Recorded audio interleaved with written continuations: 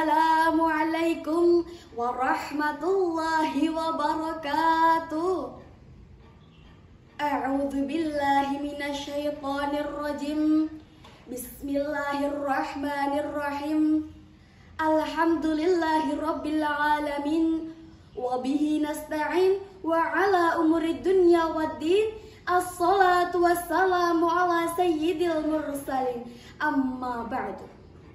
Dewan juri yang kami hormati, para pemirsa dimanapun Anda berada.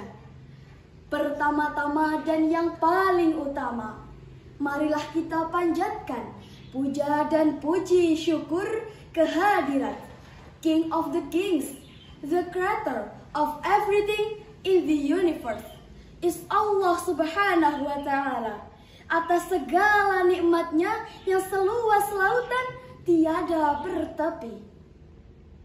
Salawat serta salam semoga tetap tercurahkan kepada best of the best man, Nabi Agung Muhammad Sallallahu Alaihi Wasallam. Pada kesempatan yang penuh berkah ini, izinkan saya menyampaikan tausiah dengan tema Urgensi Pendidikan Islam untuk membangun karakter generasi milenial dalam menghadapi perkembangan zaman. Namun sebelumnya kita selawatan dulu yuk. Manusia idolaku Nabiullah Muhammad, manusia pujaanku Nabiullah Muhammad. Maulaya sholli wa sallim daiman abada ala habibika khairil khalqi kullihim. Sallu ala Nabi Muhammad. Imam Syafi'i dalam syairnya mengatakan, Khayatul fata wallah bil ilmi wat tuqa wa idza lam yakuna litibaran lidzatihi. Demi Allah, kehidupan seorang pemuda terletak pada ilmu dan takwa. Jika hilang kedua-duanya, maka tunggulah eksistensi kehancurannya. Melihat problematika bangsa yang saat ini terjadi, berupa hebohnya ajaran agama yang tidak sesuai, maraknya konten-konten tidak terpuji, serta penyebaran hoaks yang menjadi-jadi, menuntut kita, para generasi muda, untuk membuka mata, buka telinga, dengan cara menjadi pemuda yang berotak landen, berhati Masjidil Haram. Namun sebelumnya, Aza mau tanya nih, menjadi pemuda yang berotak landen, berhati Masjidil Haram, apakah dengan menjadi pemuda yang membuat konten-konten tidak senonoh mengenakan hijabnya? Apakah dengan menjadi pemuda yang menjadi buzzer, ngakunya influencer? Tentu tidak. Menjadi pemuda yang berotak landen, berhati Masjidil Haram ialah dengan menjadi pemuda yang mampu mengikuti perkembangan zaman tetapi tetap teguh dengan ajaran agama Islam. Allah Subhanahu wa Ta'ala berfirman dalam Quran surah An-Nisa ayat 9 yang berbunyi, A'udzu billahi minasyaitonir rajim.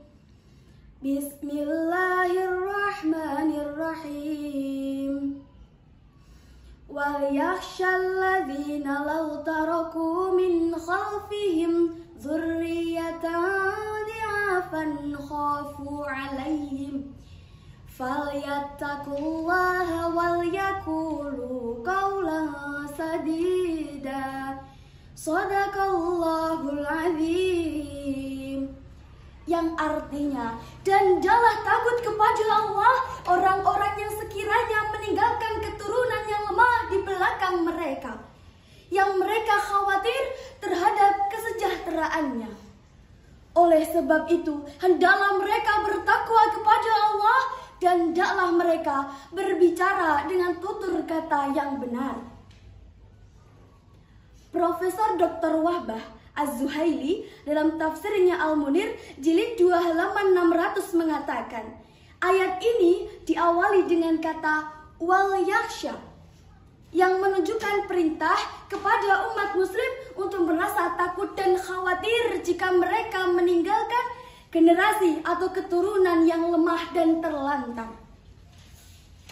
Tindakan preventif yang dijelaskan dalam Quran Surah An-Nisa ayat 9 ini sangat dan sangat diperlukan. Sebab kita sebagai manusia tidak seharusnya meninggalkan legacy atau keturunan yang tidak berkompeten. Setuju? Setuju. Namun, kenapa masih banyak saja di sekitar kita pergaulan bebas yang tak kenal batas? Sekelompok orang sepakat mati bersama dengan minum oplosan. Rasa malu sudah dijual demi konten TikTok tak beraturan yang penting viral. Main Mobile Legends kuat jam-jaman, giliran baca Quran mata sepet kayak dilakban. Ninggalin ibadah wajib nggak takut, giliran kehilangan sinyal 4G kayak kedatangan malaikat maut. Yang kayak gini nggak bahaya tak? Lalu muncul di pikiran kita, bagaimana cara menjadi pemuda yang mampu menjawab perkembangan zaman? Jawabannya ada pada 2B. Apa itu 2B? Pensil. Salah. B yang pertama, berilmu. Berilmu identik dengan membaca, sesuai dengan wahyu yang pertama kali turun yang berbunyi, Iqra bismi rabbikal ladzi khalaq. Bacalah dengan menyebut nama Tuhanmu yang menciptakan.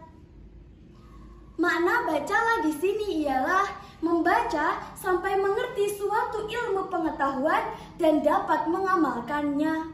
Syukur-syukur bisa melakukan ijtihad, menemukan hal yang baru yang lebih bermanfaat bagi banyak orang.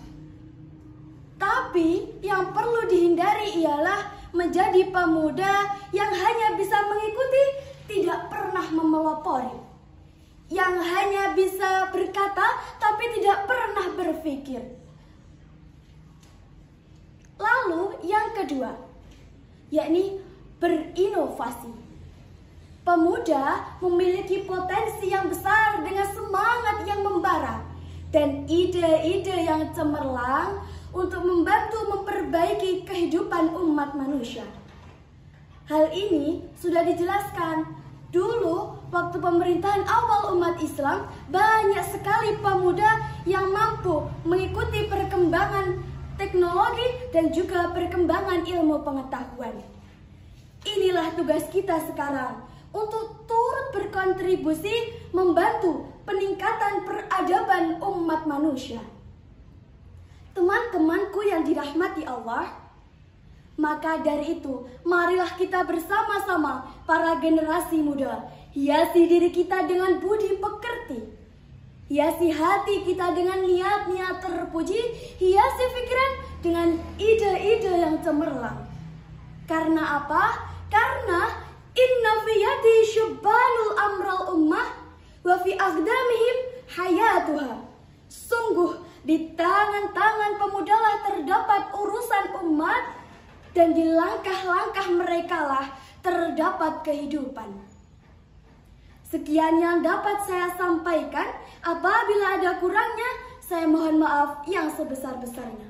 Wallahu muwaffiq ila aqwamit thariq. Tsumma assalamu alaikum warahmatullahi wabarakatuh.